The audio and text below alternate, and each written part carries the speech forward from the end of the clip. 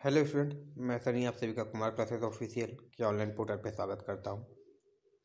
Important session है, previous year question है। ठीक है, यूपी पीसीएल टीजी 2 की एग्ज़ाम मद्देनजर रखते हुए सारे क्वेश्चन को इंक्लूड किया गया है, जो अधिकतर उसी एग्ज़ाम में पूछे भी गए हैं प्रीवियस ईयर क्वेश्चन को। तो उसी का ये पीपीटी है। ठीक है, ऑफलाइन बैच के लिए ज्वाइन कर सकते हैं। सारी चीज़ें क्वेरी जो है आपके थंबनेल पे दी हुई है। ठीक है, आज से सेमीकंडक्टर स्टार्ट होगा। ठीक है, ऑफलाइन बैचेज में तो जो इनरोल करना चाहता है जल्दी से इनरोल कर ले। ठीक है, कल एक क्वेश्चन की क्वेरी आई थी कि सर 53 नंबर क्वेश्चन गलत था। ठीक है, और वो गलत भी सॉल्यूशन था। मतलब देखो, प्रोसेस वही है, तरीका वही है, मगर वैल्यू गलत लिखने की वजह से वो गलत हो गया था। ठीक है, ऐसा नहीं कि वो मतलब तरीका ही गलत था, वो तरीका उसी हिसाब से सॉल्व होगा, मगर क्या हुआ, थोड़ा गलत हो गया था, वहाँ पे इंटरप्रेटेड गलत हो गया था। देखो, ये बोला है कि 12 ओम वाले एक तार को समान भुजा वाले त्रिभुज में बदला जाता है। तो कल कुछ ऐसा ही हुआ था। हाँ था। तो ये जो 3 3 है, ये तो पता है कि सर जी बराबर भागों में बटेगा, मगर यहाँ पे यही गलत हो गया कि सर वो 3 3 नहीं होगा, ये क्या होएगा सर, 4 4 हो जाएगा। ठीक है, क्योंकि 4 4 ओम का है, तो 4 ओम ये, 4 ओम ये, 4 ओम कितने हो गए, 12 ओम हो गए। ठीक है, कोई दिक्कत है?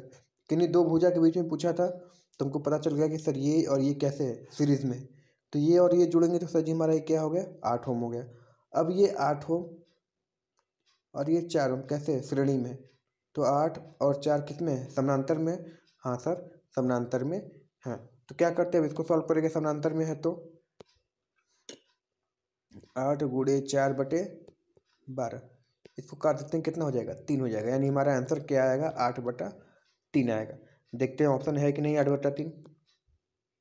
8/3 है, तो हमारा ऑप्शन नंबर ए क्या हो जाएगा, सही हो जाएगा। 8/3 सही आंसर हो जाएगा। ठीक है, ये शायद, सॉरी, ये शायद क्वेरी जो थी रिंकी शायद थी, रिंकी।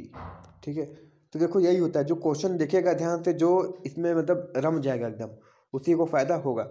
ठीक है, तो वेल डन रिंकी, मतलब जो भी देख रही है अच्छे से देख रही है। ठीक है, बस देख नहीं रही है, उसको समझ भी रही है। तो आते हैं आज के नए सेशन पे, और जो आज के नए क्वेश्चन है, कल 65 तक हो गए थे, 65 से 65 से आगे करते हैं। ठीक है, क्वेश्चन नंबर 66 है, रिलक्टेंस मोटर है। रिलक्टेंस मोटर, पहली कहानी, तो रिलक्टेंस मोटर हमारी एक प्रकार की क्या है, सिंगल फेज सिंक्रोनस मोटर है। तो जी सिंक्रोनस मोटर तो है, सही है, मगर कौन सा, सिंगल फेज का है।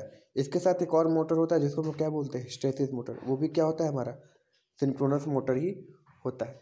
ठीक है, दूसरी कहानी, जो 3 फेज सिंक्रोनस मोटर तो होता है, वो सेल्फ स्टार्ट नहीं होता है, मगर ये हमारे क्या होते हैं, सेल्फ स्टार्ट होते हैं, यानी इनको बाहर से एक्साइट करने की आवश्यकता नहीं पड़ती। तो ये हमारा क्या हो जाएगा, तो self starting type synchronous motor, option A क्या हो जाएगा, सही हो जाएगा। ठीक है, सेल्फ स्टार्टिंग होते हैं। ठीक है, सिंक्रोनस मोटर प्रकार के कैटेगरी में ये आते हैं। सही है, चलो अगला क्वेश्चन देखते हैं। ब्लोअर, ब्लोअर में किस मोटर का वरीयता दी जाती है, ब्लोअर में कौन सा मोटर प्रयोग करते हैं ब्लोअर में। तो देखो, ब्लोअर में पहले तो सिंगल फेज वाइंडिंग का प्रयोग करते हैं। ठीक है, सिंगल फेज मोटर। ठीक है, तो कौन सा होता है, wound rotor, DC shunt, squirrel cage induction motor, या सिंगल फेज। अब देखो, स्क्वायर के अगर सिंगल फेज नहीं होता तब हम किसकी तरफ भागते हैं, तब हम भागते हैं सर स्क्वायरल केज की तरफ। ठीक है, मगर जब सिंगल फेज दिया तो हमको किसकी तरफ भागना पड़ेगा, सर सिंगल फेज की तरफ ही भागेंगे। ठीक है, सिंगल फेज इंडक्शन मोटर होता है। कोई दिक्कत है नहीं सर जी, सिंगल फेज इंडक्शन मोटर होता है। ब्लोअर, ब्लोअर मतलब जो हवा सक करके तुमको किसको देता है, चिमनी को देता है। यानी जहाँ पे दहन होता है, जहाँ पे कोयला वोयला जलता है, देखते होगे वहाँ पे हाथ से घुमाने वाला एक पंखी होती है जिससे वो हवा देता है, उसी को ब्लोअर बोलते हैं। ठीक है, या बालू सुखाने के लिए जो होता है उसको हेयर ड्रायर है, उसको ब्लोअर कहते हैं। ठीक है, तो मैं इसको याद रखना है। क्रेन की कैपेसिटी किस में देखी जाती है, क्रेन की कैपेसिटी, तो देखो क्रेन की जो कैपेसिटी होती है हम किस में देखते हैं, टन में देखते हैं, हमेशा याद रखना। क्रेन कभी भी देखोगे तो उस पर टन लिखा होता है। ठीक है, क्षमता टन में देखी जाती है। एचपी किसकी होती है, और जी एचपी हमारी होती है मोटर की। ठीक है, मोटर की स्पैन कहाँ देखते हैं, पोल में हो जाता है। ठीक है, कॉइल में हो जाती है, तब पे स्पैन स्पैन होती है। सही है ना, तो टन इसका सही आंसर हो जाएगा। सोडियम वेपर लैंप का प्रयोग किया जाता है कहाँ? रीडिंग रूम में, स्ट्रीट लाइट में, ऑडिटोरियम में, लाइब्रेरी में। सोडियम वेपर लैंप शुरुआत में सर पिंक कलर, बाद में सर येलो कलर, कम से कम 10 से 15 मिनट समय लेता है इसको फुल रोशनी देने में, येलो कलर की रोशनी देता है। ठीक है, इसमें सोडियम वेपर लैंप यानी इसमें सोडियम का क्या भर जाते हैं? चूर्ण भर जाते हैं और मरकरी की वाष्प भरी जाती है। ठीक है, तो ये कहाँ प्रयोग होता है? स्ट्रीट लाइट में देखते तुम देखे होगे, जो पीली पीली रोशनी देती है तुम्हारे सड़कों पे या गलियों में, वो तुम्हारी होती है सोडियम वेपर लैंप। ये किस सिद्धांत पे काम करता है? तो सर जी गैस डिस्चार्ज, जिस पे तुम्हारा ट्यूबलाइट ये सब काम करता है, उसी पे ये भी काम करता है। सही है, चलो नेक्स्ट क्वेश्चन देखते हैं।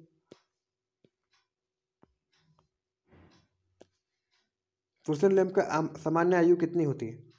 फ्लोरेसेंट लैंप की सामान्य आयु लगभग 8,000 घंटे होती है, मगर 8,000 घंटे नहीं तो 7,500 घंटे मार सकते हो। ठीक है, फ्लोरेसेंट लैंप की सामान्य आयु 7,500 घंटे होती है। ठीक है ना, ये सब याद रखना, याद होगा तो होगा, नहीं तो नहीं करके आओगे, छोड़ के चले आओगे। ठीक है, तो ये सब रट्टा मार है। सही है, मगर इंपॉर्टेंट है इसलिए बताया जा रहा है।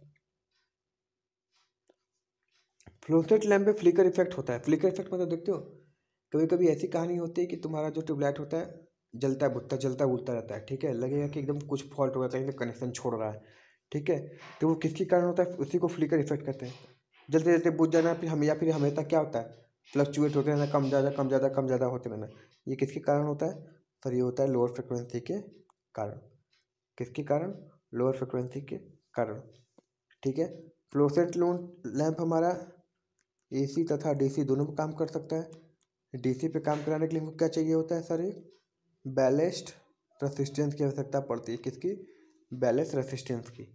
समझ में आया? इसमें स्टार्टर प्लस चोक दोनों प्रयोग किए जाते हैं। सही ना? चोक किस में होता है? श्रेणी में होता है, सीरीज में कनेक्टेड होता है। वही स्टार्टर कैसे होता है? पैरेलल में कनेक्टेड होता है। ठीक है, इन सब चीज़ों को याद रखना है।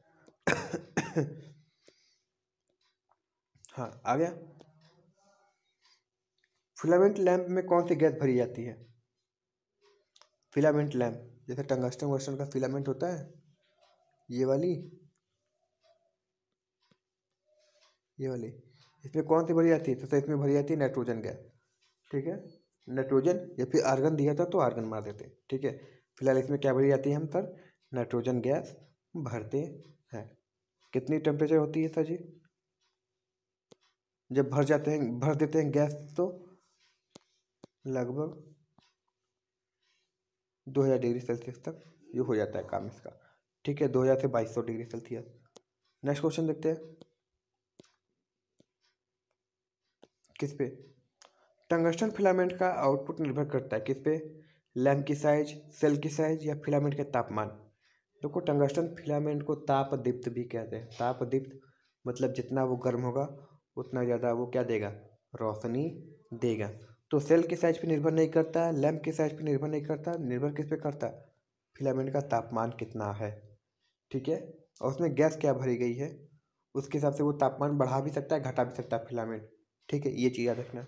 तो फिलामेंट के तापमान पर निर्भर करता है। अगला क्वेश्चन देखते हैं।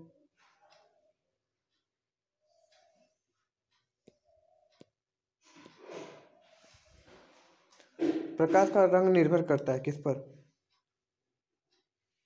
प्रकाश का रंग निर्भर करता है वेवलेंथ पर, आवृत्ति पर, वेवलेंथ आवृत्ति तथा इंटेंसिटी।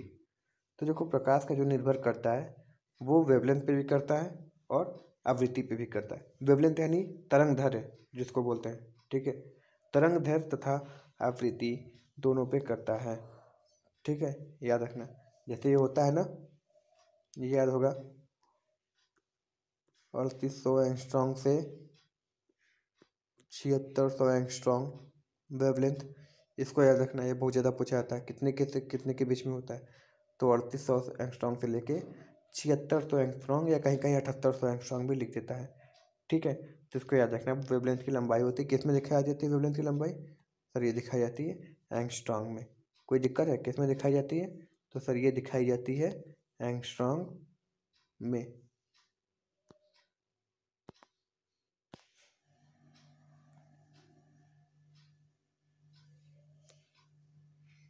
सही है। चलो अगला क्वेश्चन देखते हैं।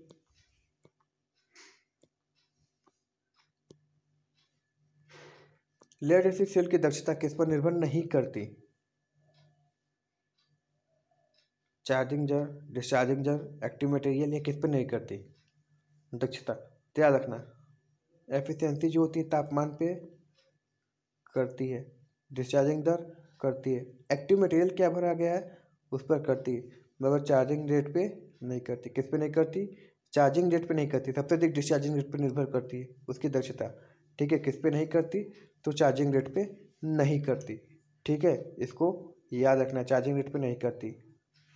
तो ये चार्जिंग कितना होता है? तो सर जी 63.3 अगर हो जा रहा है तो समझ लीजिए लगभग ये क्या है, चार्ज हो गई है। ठीक है, यही है ना। और अगर 37.6% पे अगर फुल वैल्यू का डिस्चार्ज हो तो बोलते हैं वो डिस्चार्ज है। या इस पर इसको चार्ज होने में लगा समय क्या कहते हैं? चार्जिंग टाइम कहते हैं। ठीक है, या टाइम कांस्टेंट कहते हैं। इन सब चीज़ों को याद रखना है। ऑप्शन बी क्या हो जाएगा? चार्जिंग दर पर निर्भर नहीं करता। लेड एसिड सेल की लाइफ कम से कम होती है कितनी? लेड एसिड सेल की कम से कम लाइफ होती है कितनी? तो कम से कम सर ये 5 वर्ष होती ही है। कितनी? कम से कम 5 वर्ष होगी ही होगी। ठीक है, याद रखना, कम से कम 5 वर्ष होगी ही होगी। सही है।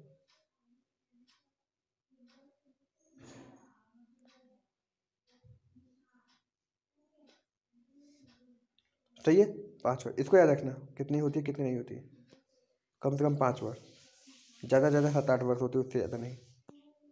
अगला, लेड एसिड सेल की नेगेटिव प्लेट बनी होती है। देखो पहले पॉजिटिव की बात करें तो सर पॉजिटिव बनी होती है किसकी? PbO2 इसकी बनी होती। नेगेटिव प्लेट सर जी Pb की बनी होती। नेगेटिव प्लेट Pb की बनी होती। डाइल्यूट क्या मिलाते हैं सर जी? H2SO4 मिलाते हैं। ठीक है, ये क्या होता है? डार्क चॉकलेटी कलर होता है।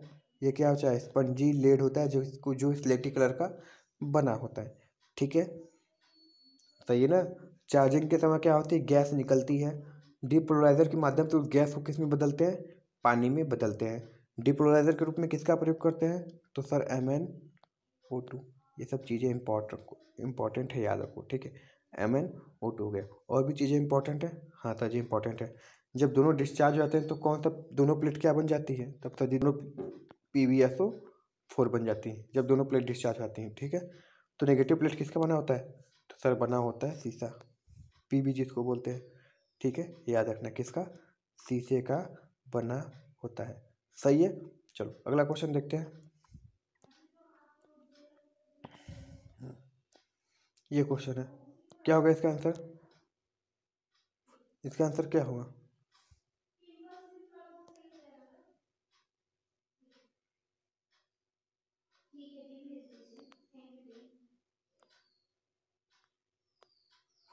इसका आंसर क्या होगा? पूछा क्या है कि 48 एम्पीयर घंटे क्षमता वाली बैटरी प्रदान करेगी कितना? वो यही कहना चाहता है। देखो एम्पियर आवर है, पूरे 8 करेंगे तो कितना हो जाएगा? ये 6 एम्पियर 8 घंटे के लिए। तो मिनिमम जो टाइमिंग है वो 8 घंटा तुमको लेके चलना है। ऐसा मल्टीपल करना है कि कम से कम 8 घंटा उसको चलाओ। जैसे अब ये 6 एम्पियर है, कितने घंटे तक देगा? 8 घंटे तक, तभी तो एम्पियर आवर पड़ा है ना। इसी नाम हो गया। अब देखो ये कितना हो जाएगा? 8 छंग 48 हो जाएगा, मगर ये 8 एम्पियर 6 घंटे के लिए, ये नहीं। 24 एम्पियर 2 घंटे के लिए नहीं। जितना अधिक से अधिक तुम उससे काम ले सकते हो, काम ले लो। तो 6 एम्पियर सर जी 8 घंटे के लिए हो सकता है। अब देखो ये भी हो सकता था 2 एम्पियर 24 घंटे, मगर ये नहीं मानना है। ठीक है, कम से कम 8 घंटा 7 घंटा ये लेके चलो। तो क्या हो जाएगा हमारा? सर हमारा हो जाएगा 6 एम्पियर 8 घंटे के लिए। कोई दिक्कत है? इसको याद रखना। एम्पियर आवर यूनिट कितनी होती है? एफिशिएंसी लगभग 85 से 90%। जब वाट आवर लेते हैं तो ये कितनी जाती है? 70 से 75%, या कहीं कहीं 70 से 80%। ठीक है, 70 से 80%। और वो वाली जो कहानी होती है, ये वाली जो होती है लगभग कितनी हो जाती है? ये लगभग हमारी हो जाती है 90% के लगभग हो जाती है। कितनी? 90% के लगभग। ठीक है, इसको याद रखना है। चलो नेक्स्ट क्वेश्चन देखते हैं।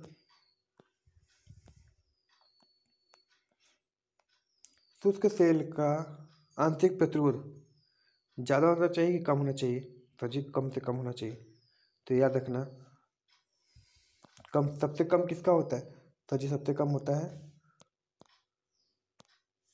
लेड एसिड सेल की आंतरिक प्रतिरोध सबसे कम होती है, और इसकी थोड़ी ज़्यादा होती है। ठीक है, कितनी होती है ये थोड़ा वैल्यू बेस्ड देख लेते हैं, कितनी है? बी है। ठीक है, याद आएगा तो सही, नहीं भूल जाओगे। 0.2 से 0.5 ओम। ठीक है, और ये लगभग जो होती है हमारी किसकी होती है? लेड एसिड की होती है। ठीक है, इसको याद रखना। और जीरो हो जाए किसी भी बैटरी में, अगर आंतरिक प्रतिरोध जीरो हो जाए तो उससे बैटरी अच्छी बात कोई नहीं है।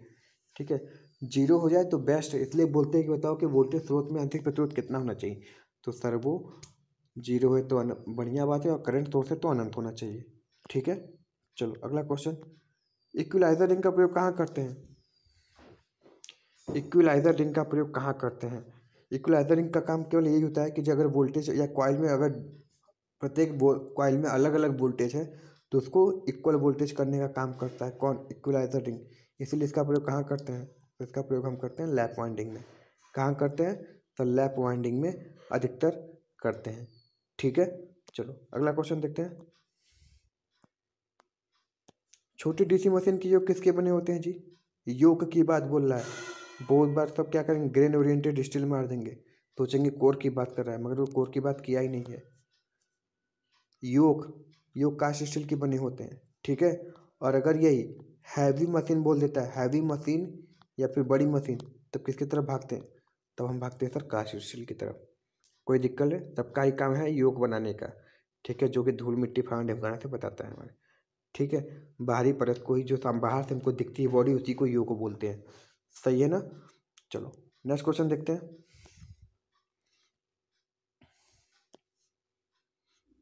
डीसी मशीन में आयरन लॉस कहाँ पाया जाता है? डीसी मशीन में आयरन लॉस कहाँ पाया जाता है? कहाँ पाया जाता है जी? योक में, कम्यूटेटर में, आर्मेचर रोटर में, या आर्मेचर कंडक्टर में? सही है, योक में नहीं, योक के कोर में बोलता तब बात होती ना। अधिकतर कहाँ पाया जाता है सर जी? आर्मेचर के रोटर में पाया जाता है। ठीक है, डीसी मशीन में यानी आर्मेचर के रोटर में क्या पाया जाएगा, यानी जो कोर होती है उसकी कोर कोर में पाई जाती है। ठीक है, जो स्लॉट बने होते हैं स्लॉट में पाई जाती है। आर्मेचर रोटर के में ही आयरन लॉस पाई जाती है। और अगर इनमें से पूछता है कि तब कॉपर लॉस कहाँ होता है, तो बोलते सर आर्मेचर कंडक्टर में कॉपर लॉस हो जाता है। ठीक है ना, इसको याद रखना है। अगला क्वेश्चन देखते हैं।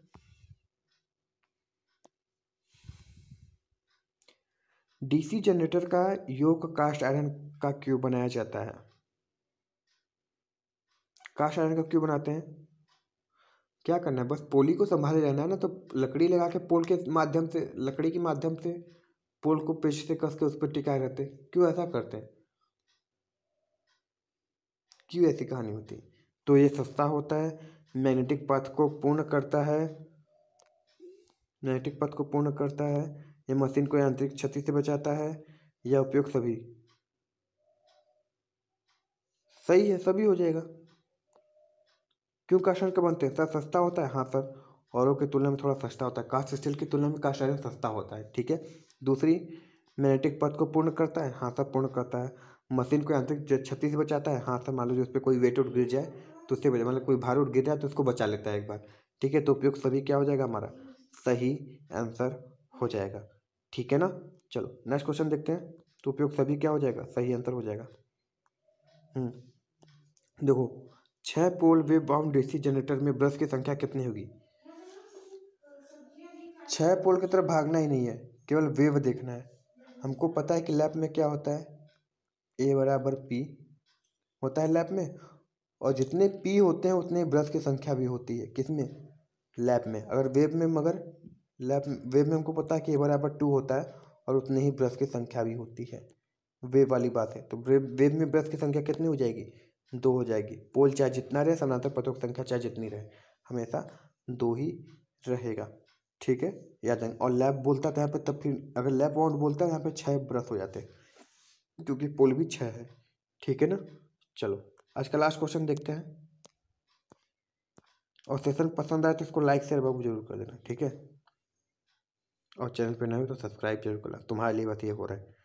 डीसी मशीन में डमी कॉइल का प्रयोग क्यों होता है? डमी कॉइल, देखो डमी कॉइल एक ऐसी कॉइल होती है, एक ऐसी वाइंडिंग होती है जिसमें न कोई सप्लाई जाती है ना कोई करंट जाती है। ठीक है। केवल इसका काम ये होता है कि मान लो ये 2 3 4 स्लॉट भर गया, इस स्लॉट में बाइंडिंग नहीं होती, क्या करेगा, ये अनबैलेंस हो जाएगा ना, तो क्या होगा, झटका देगा घूमते वक्त। तो इस झटके से बचाने के लिए यहाँ पे भी क्या करते हैं, एक वाइंडिंग के स्लॉट भर देते हैं मगर इसमें कोई सप्लाई नहीं देते। इन सबसे सप्लाई ले रहे हैं मगर इससे कोई सप्लाई न लेते हैं न देते हैं। केवल ये भार को समान बनाने के लिए होता है। ठीक है। यानी यांत्रिक दृढ़ता के लिए, मैकेनिकल स्टेबिलिटी के लिए प्रयोग करते हैं। तो ऑप्शन देखते हैं कि नहीं। हाँ सर, आर्मेचर के यांत्रिक संतुलन बनाए रखने के लिए हम इसका प्रयोग करते हैं। ठीक है। इसलिए ऑप्शन डी हमारा यहाँ पे सही हो जाएगा। आई होप समझ में आ गया होगा क्वेश्चन कैसा है क्या है। और कल का क्वेश्चन जो रिंकी कुमारी पूछा था कि गलत है कि सही है, तो वो गलत था, इसको सही करवा देंगे। ठीक है। कॉन्सेप्ट गलत नहीं होना चाहिए बस तुम लोग का, बस हम ये जानते हैं। चलो तो मिलते हैं नेक्स्ट वीडियो में। तब तक के लिए सेशन पसंद आए तो लाइक शेयर और सब्सक्राइब जरूर कर देना। ऑफलाइन बैच चल रही है, देख सकते हो। मिलते हैं नेक्स्ट वीडियो में। Thank you very much and all the very best. जय हिंद।